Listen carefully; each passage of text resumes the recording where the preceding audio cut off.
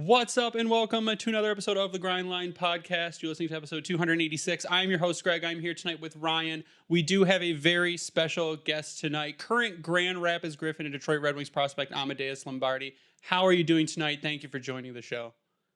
Thank you for having me, guys. I'm doing good.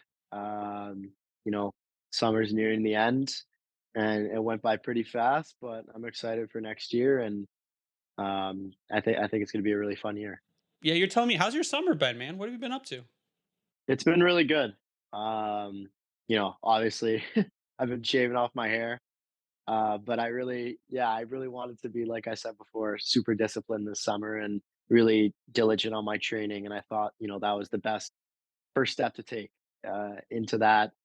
But the summer's been great. It's been great spending a lot of time with family, friends, and then, obviously preparing and the main focus being next year and being, preparing myself to be the best hockey player possible for the upcoming season. So, it's been a lot of fun, but it's gone pretty quick.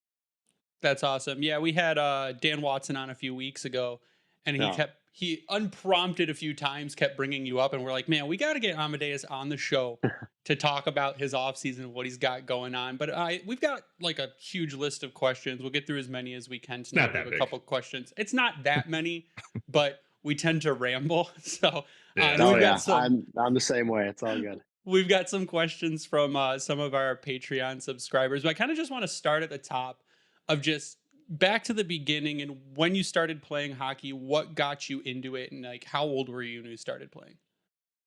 So I started playing like super, super young. It really started when I was like, I think I wasn't even a year old yet.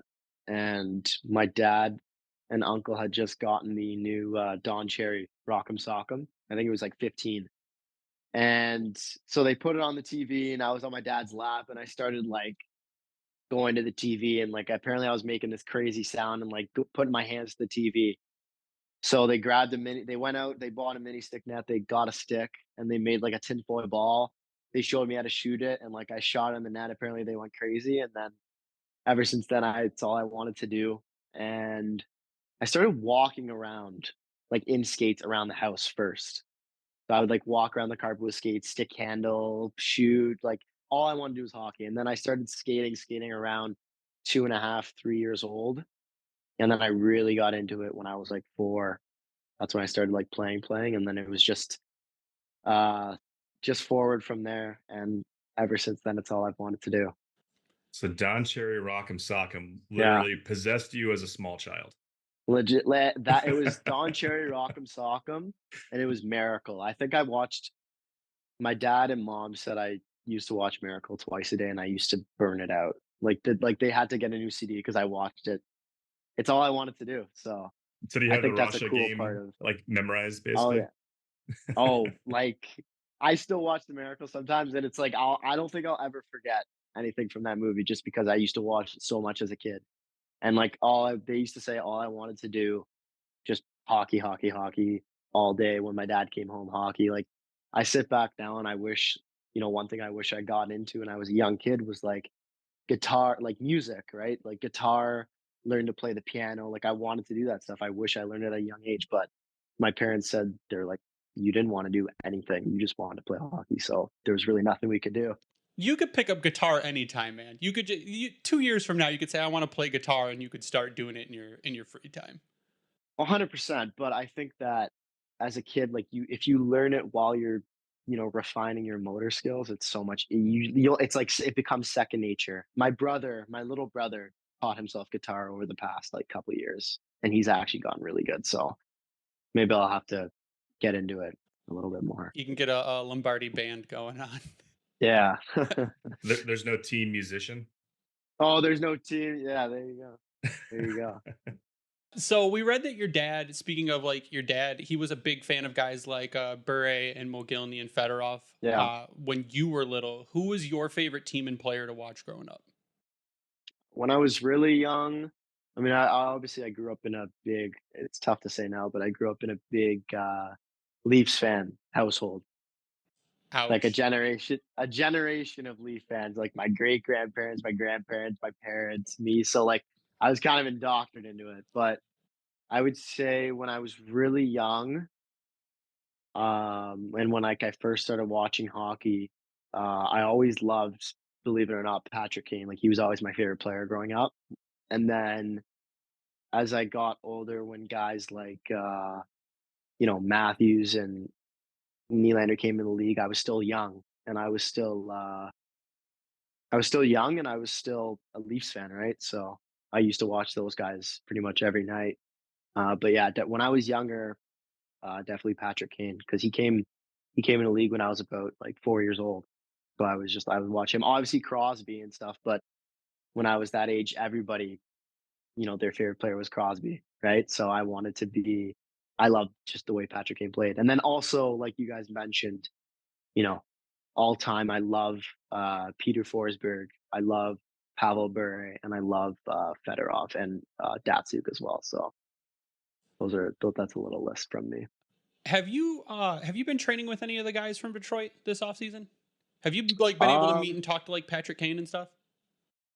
no, no, because when he got traded, we were already with Grand Rapids. The season was going on, and I haven't been in Detroit yet. We played pretty late into the season, right? And I have a good training regimen and routine at home. So I haven't been in training in Detroit yet, but I should be going there in early September before Traverse City. So, you know, I don't know if he's training there right now, but if he is, that'd be awesome. So we'll see. Yeah, I don't. There's no reason I don't think for you guys to like get to talk or anything. And I sense a lot of shades as you're talking. A lot of shades of Dylan Larkin. Grew up in a Leafs Yeah. household and had to become a Red Wing, and his dad's still a huge Leafs fan. So it's a similar kind of trajectory. Yeah, really. I had no idea he was a Yeah, He grew up a Leafs fan. I thought because he's from Michigan, right? So yeah. His dad's side is big Toronto fans. There's a okay, picture I didn't somewhere know of Dylan Larkin in a Toronto Maple Yeah. Leafs hat or jersey or something. that. That's a little more painful being right in the backyard. I mean, at least for you, it's you're I a was, drop in the puddle from Toronto right there. yeah. Oh yeah. I was So indoctrinated. I was indoctrinated into it. So you played your junior in Flint in the OHL. I think one of the big things around your draft year was missing a season to COVID. How did that COVID year, that off year, kind of affect your development? And do you think it kind of shook up the draft a little bit? Yeah, I mean, I think that so I got drafted super late into the OHL. I was really small. I couldn't. I even the year before minor midget, I was so small and just getting killed. I almost quit hockey because I was like, I can't do this. Like I'm not growing at all. I ended up, making a team. We weren't very good at all, but I love that team. It was unfortunate we weren't good, right? I think we won like 3 games all year.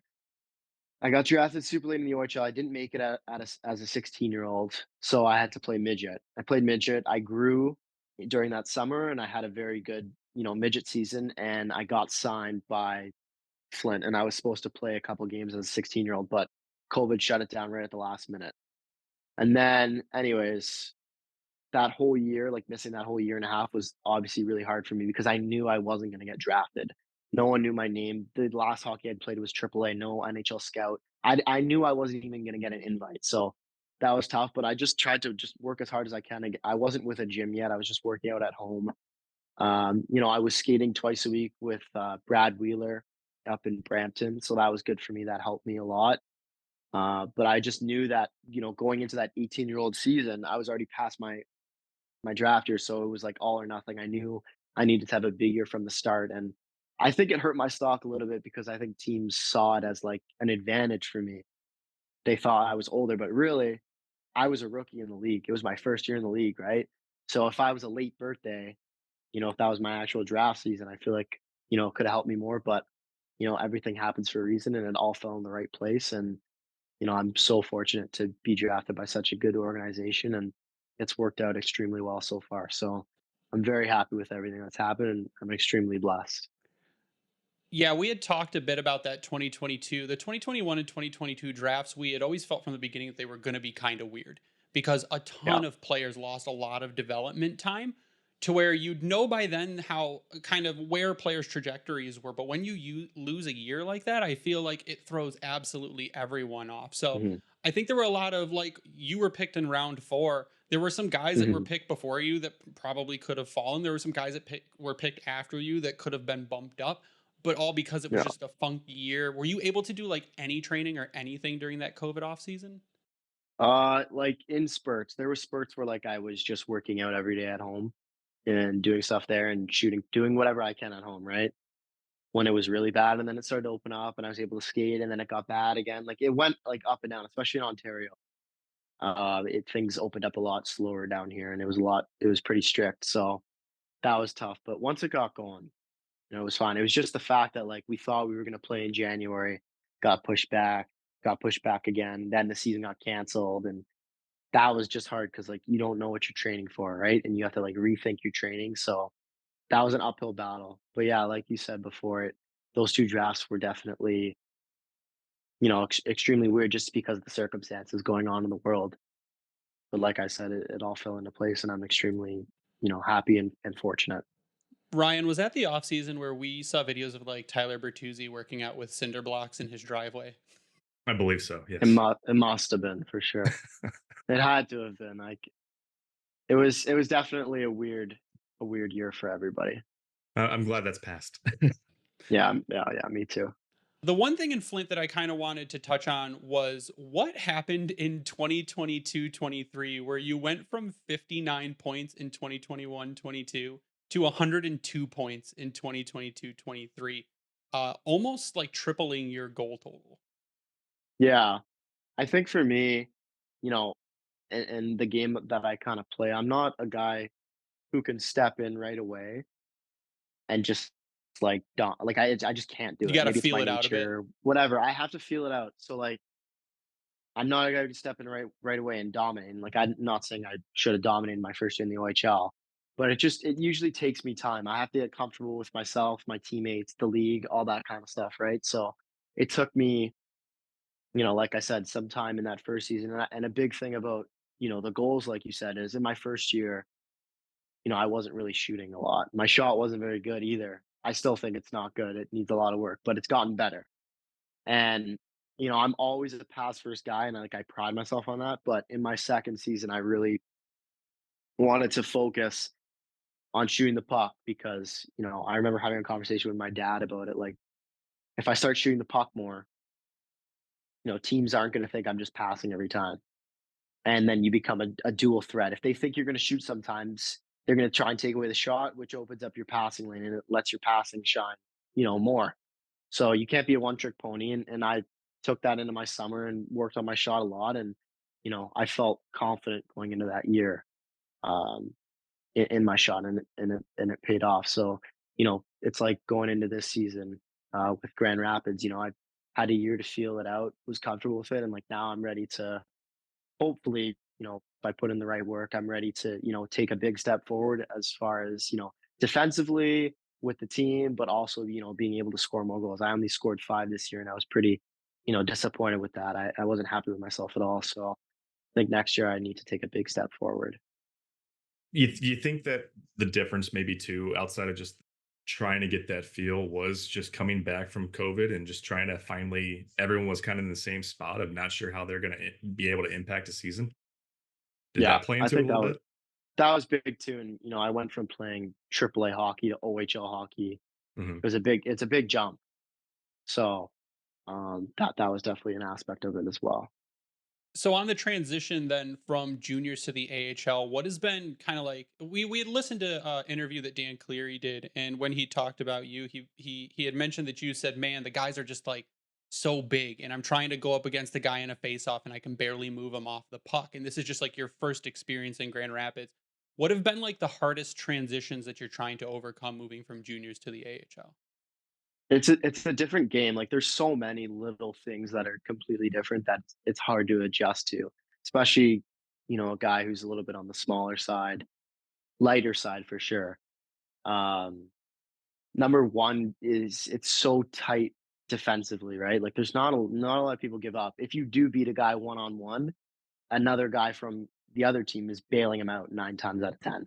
So that's an adjustment for me, and obviously, the biggest thing at the start was, strength, getting knocked off the puck, not being able to protect the puck against guys, face off, not being able to move guys' sticks, like, I think I'm pretty good with my stick and lifting and stripping pucks. At the beginning of the year, I just couldn't do it because I wasn't strong enough. And, maybe it was confidence, maybe it was probably a little combination of both. But then towards the end of the year, I started to find my groove and I was able to do those things like strip pucks, hold the puck longer and not get knocked off, being able to like, fight guys off for pucks. I'm not going out and killing guys, but I can protect the puck and keep possession of it and make a play, which I wasn't really able to do as much at the start of the year. So it was probably both of getting stronger throughout the year and confidence, but that was definitely the main things for sure. So do you think going into training camp for this season, like you mentioned watching a guy like Kane, is that a guy Yeah. you maybe try to get off to the side and have a conversation about tricks of the trade and like seeing how his body positioning, because he's not a bigger player as well in terms of No, and he actual height protects the and puck. size, He like the protects way the he puck protects it. extremely Yeah. well. Yeah, he protects the puck extremely well. Yeah, I mean, if that opportunity arises, I would love to kind of pick his brain and see like, something a little thing that he does, an advantage that he can give himself to separate, himself from, the defender. Because it's different watching versus like what a player is actually thinking and how their brain processes it. So, I'm not gonna go out and bug him and be like, "Hey, man, how do you do that? How do you do this?" But if the opportunity arises and a conversation comes up, that would be something that I'm definitely interested in learning for sure. I remember even like in a preseason game, I think it was like my first preseason game of this year. I was talking with Larks on the bench, and he was like talking to me about like when you're out there, he's like, just go take the puck. Just like when our team has it and you're skating, pick up speed. And he's like, demand the puck, like make them have to give it to you.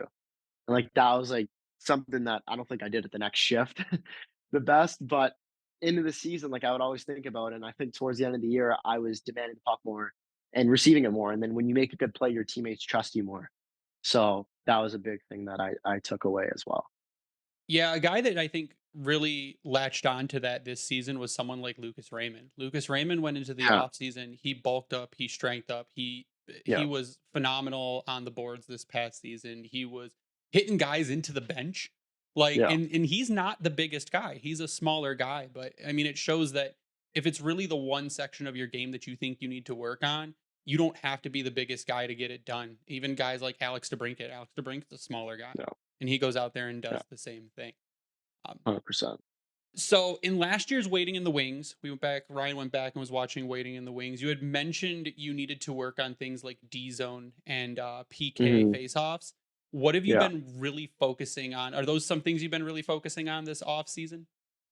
Yeah, 100%. It's always gonna be, I know it's cliche, but every off season for I feel like the next few years is gonna be for me more detailed on strength, keeping my speed while putting on strength, and working on the defensive side of my game, working on little things, face offs, board play, like all the kind of stuff that NHLers are very, very good at that, someone coming out of junior is like you have to learn these little things, right? So it's definitely, a big part of my focus in the off season, and I've been working on it a lot, and, hopefully that when the season comes around, I feel more confident in myself. It's not just about, like, getting better, it's about having the trust in yourself to be able to do it and make, those plays, so I think that when the season starts, hopefully, I'll be ready to do that.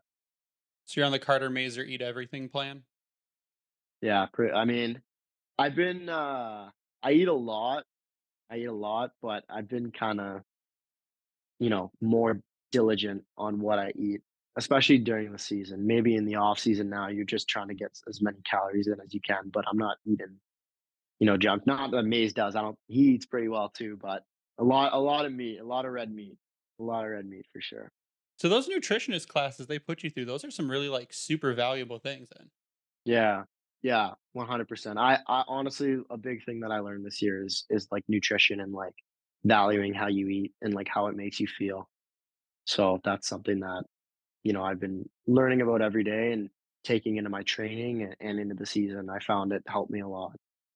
So you're comfortable cooking chicken, is what you're saying, correct? Oh, honestly, that's probably aside from hockey, I think cooking is the best thing, is like my go-to.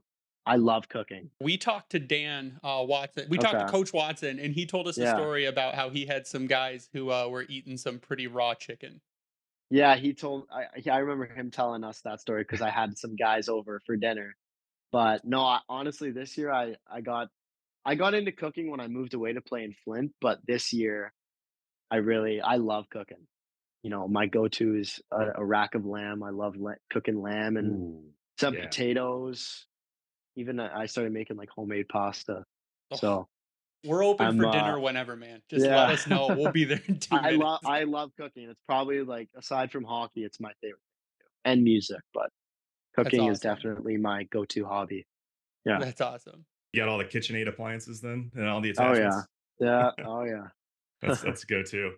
So we're gonna take a quick break. When we come back, we're gonna get into some fun questions. We got some questions from our Patreon supporters. So we'll be right back in just 1 minute after a word from our sponsor.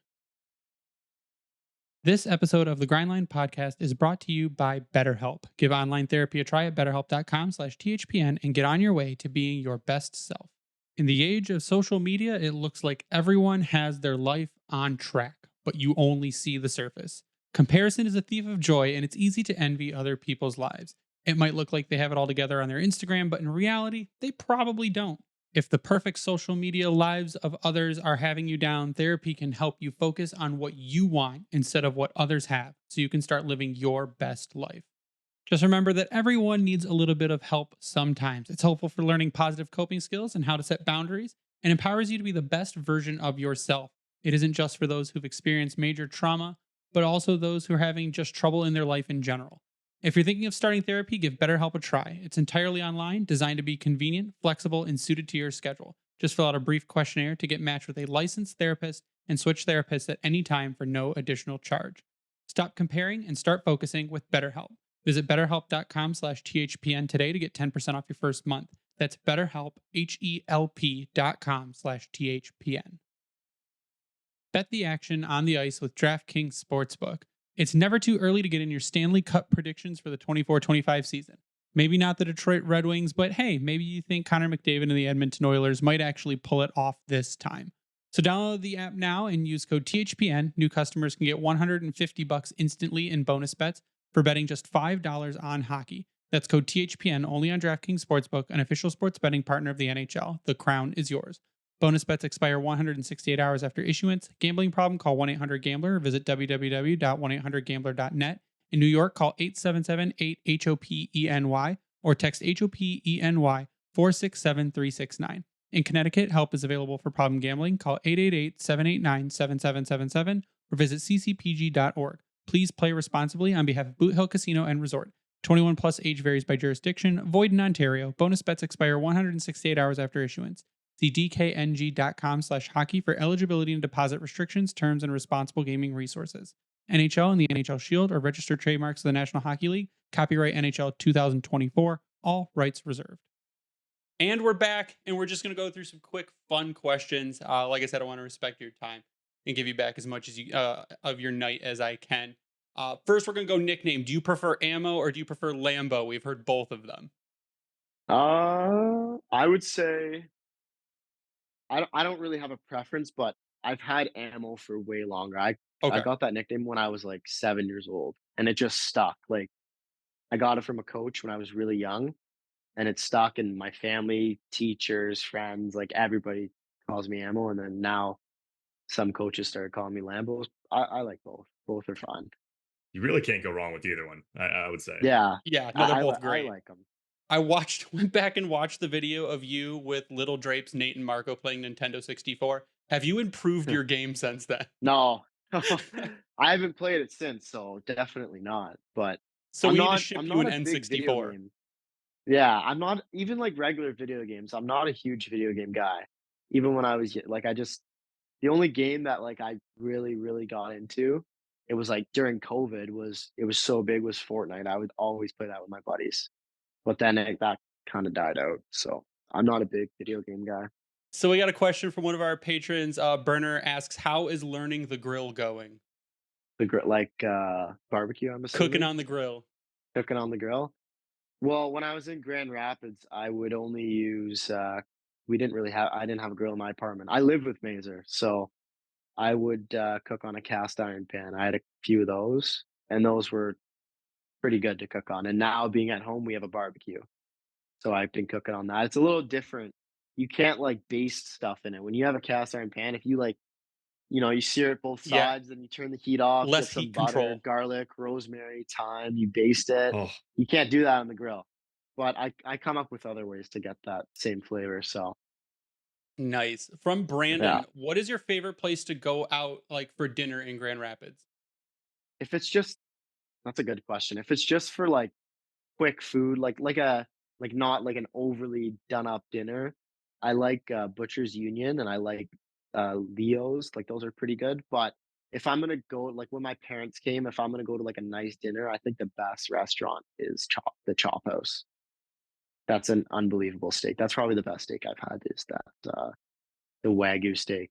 Oh, oof. It was Yeah. unbelievable. It was so good. you're I making don't But me think I'd whenever be I super have hungry. hungry. family, Ugh. Whenever I have family come in, I always take them there because it's a really nice restaurant, but it's not an everyday thing for sure.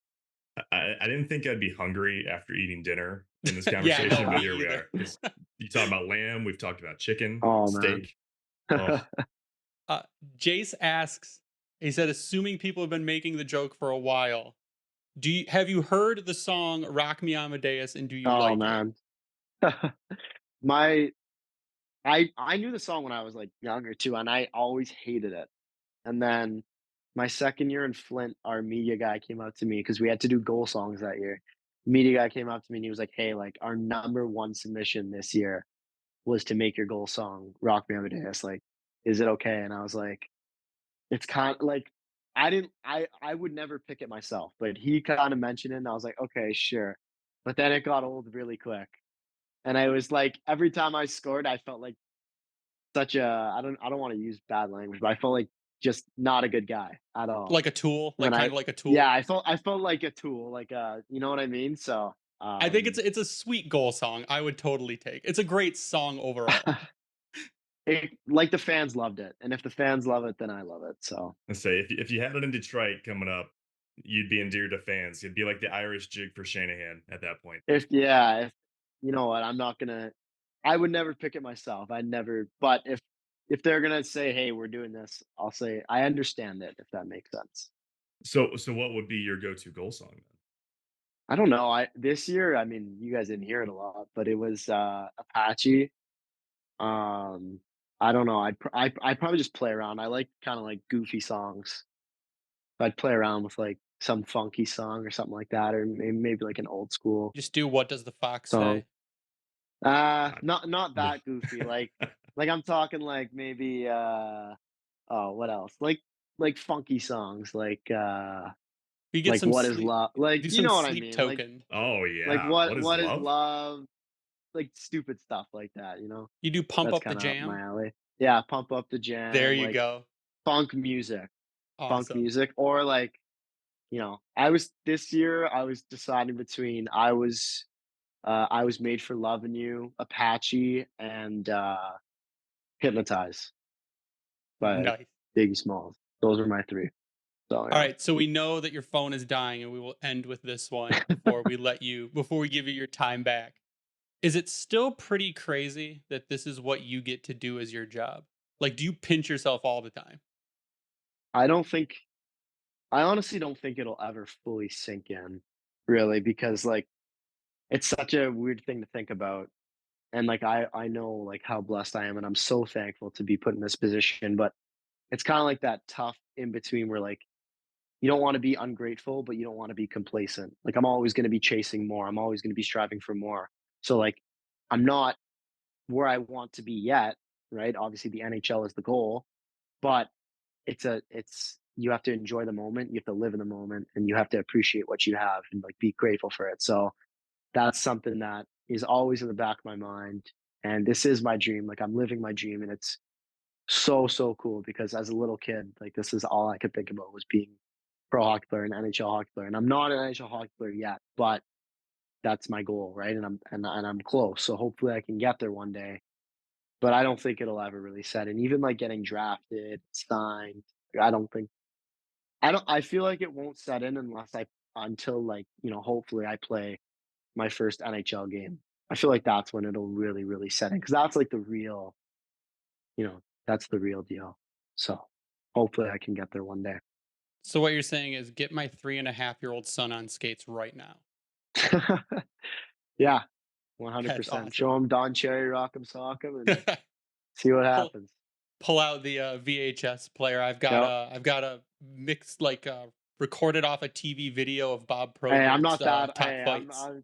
I didn't grow up on VHS. I grew up on DVDs. Ugh. I'm not. That makes me feel old. I honestly like never watched anything on a VHS. It was all DVDs when I was growing up. So Now we don't even watch anything on DVDs. It's all streaming on Netflix. Yeah, let's not talk exactly. about old at this point.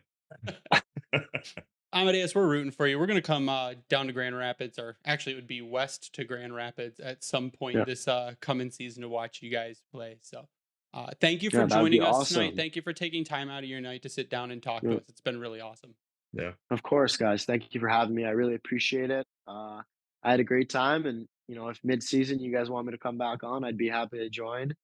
Sorry it took playing text tag We're so really long to bad at get it on, Instagram but messages.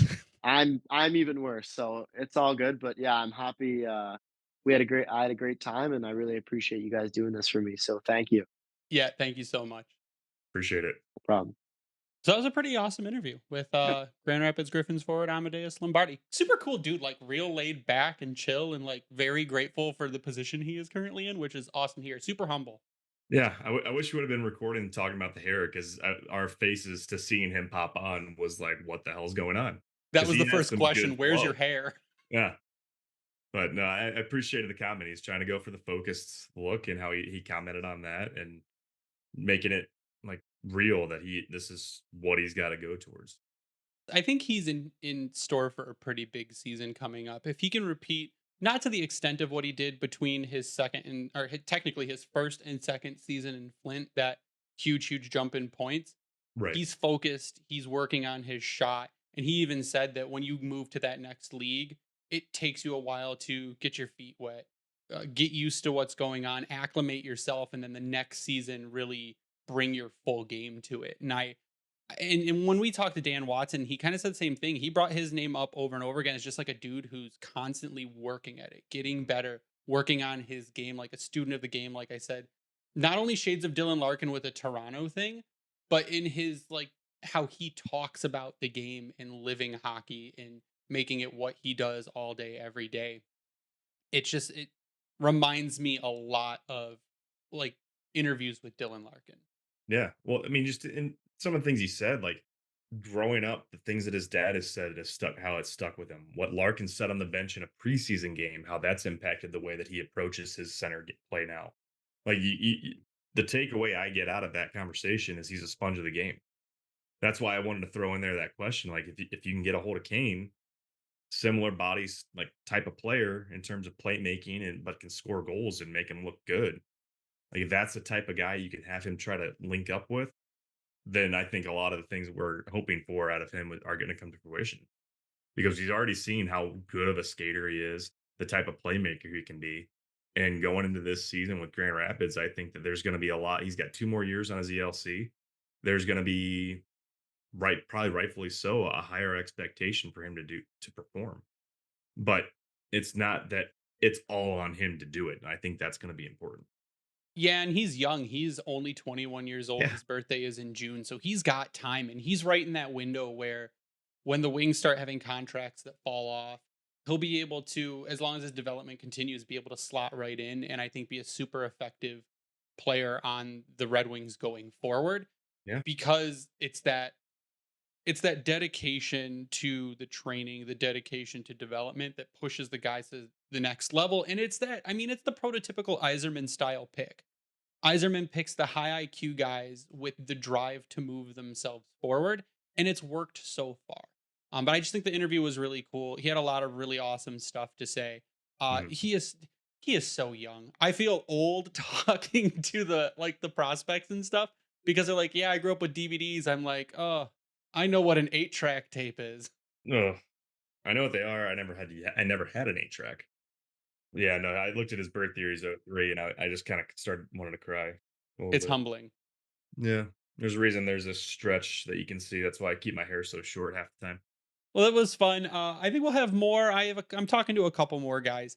I'm gonna see if we can make time to get them on the show before the man. It's gonna be before training camp starts Be because it's nice if we could coming up, actually just go and get up to training camp one of these days and just sit down with somebody. right? That would be cool. But we got to get them before training camp starts, Yeah. and they're all coming off their summer vacations and stuff. But Ryan, you want to give any final thoughts before we sign off, or you just want to sign off? No, it's dead. We don't have contracts from Mo and Luke. Like, come on, give me something. Come So on, do it. no, I got nothing. That was a great talk. I'm glad Amo finally jumped on with us. It's been a back and forth for a very long time. So it's the stars finally aligned. So I was very happy to be on that conversation. Already around 33. Yeah. You can see this if you're not watching on YouTube. You can watch the interview on YouTube. Go there, sub to our channel, turn on the notifications, you'll get notified whenever an episode goes live. I'd like to give a shout out to the Hockey Podcast Network at HockeyPodNet for hosting and spreading us around. Vintage Detroit, where we have our exclusive t-shirt collection. You can go there, click on the Keep It Local tab, find the GLPX Vintage Detroit crossover. Our shirts are there for sale and is the only place we take our jerseys to get worked on, and the only place we buy jerseys from is Vintage Detroit Collection. That's, I think, going to do it for us tonight, Ryan. So you stay classy, Hockey Town.